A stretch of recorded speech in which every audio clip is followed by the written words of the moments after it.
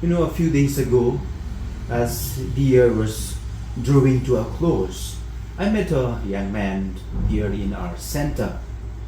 I remember just a year ago, he was unsure of his future, struggling with unemployment, self doubt, and a sense of failure. This year, as he stood before me with a smile, he said simply, "Father, this year changed my life." He did not speak of miracles or sudden wealth, but of people who believed in him, opportunities that opened slowly, and hope that returned quietly. That brief encounter captures the spirit of this Thanksgiving program today. A moment to pause, remember, and to say thank you. As we gather on the last day of 2025, the Gospel of John proclaims, "In the beginning was the Word, and the Word became flesh and lived among us." John 1:14. This is not just a Christmas proclamation. It is also a year-end truth. God is not distant from our days and struggles. He enters our history, our institutions, our families, and our wounds.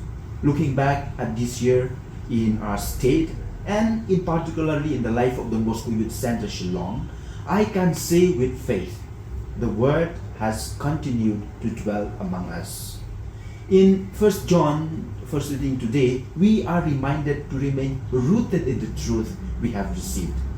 Amid confusion, fear, and competing voices, the apostles urges us to hold fast to what we know, that God is faithful and His light is stronger than darkness. As we review the year gone by, this call is deeply relevant. We have seen challenges, unemployment, addiction, social unrest, crime, and frustration.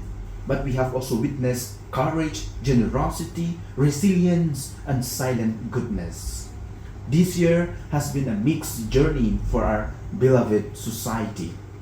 We are grateful for moments of progress, for peace sustained despite the tensions, for the dedication of many who work quietly for the common good. We acknowledge the pain caused by unemployment among our youth, the menace of drugs, and the wounds inflicted by violence and injustice. Yet, even in these shadows, the light has not been overcome. John chapter 1 verse 5.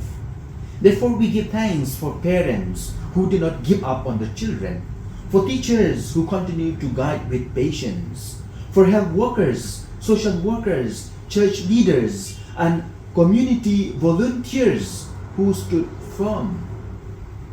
Many may never make headlines, but they have made life better, one person, one family, one village at a time. Today, we thank God for them. In a special way, this Eucharist is a thanksgiving for what God has done to our Don Bosco Youth Center Shillong this year.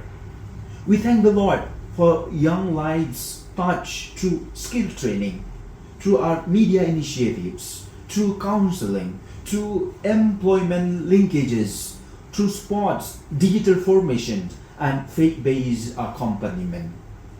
We recall with gratitude the partnerships formed, the support received from benefactors and friends like you and various organizations, and the trust placed to us by the youth of our country. Every success story, every youth who found a job, rediscovered dignity, or regained hope is a sign that to all who receive Him, He gave power to become children of God. John chapter 1 verse 12. These are not merely achievements of an institution. They are manifestations of God's grace working through human hands. So therefore, as a director, as one involved in this youth ministry, this year has taught me one profound lesson. Gratitude changes how we see life. I wish to thank my Assistant Director, Father Return Board, Brother Pentrian, our collaborators, our staff, our volunteers, media teams, our benefactors, and well-wishers, and every person who has given time, resources, prayer, or encouragement. Some contributions were really visible, many were hidden. but all were precious in God's eyes. I thank the youth themselves who trusted us with their stories, with their struggles and dreams. You have taught us perseverance, honesty, and hope. You have reminded us that the Word continues to take place in your hearts, searching for meaning. The first letter of John that we read in the first reading today challenges us to remain in the truth we have received. Thanksgiving is not about looking back. It is also about choosing how we will walk forward. If Christ is the light, then gratitude must lead us to responsibility to be the light for others. So as we step into a new year, dear friends, let us commit ourselves to less complaint and more compassion, less division and more dialogue, less indifference and more generosity.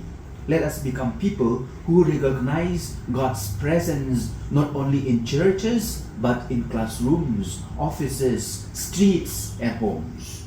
Dear brothers and sisters, as 2025 comes to an end, we do not gather to count only success or failures. We gather to proclaim with humble hearts, God has been with us. The Word has lived among us.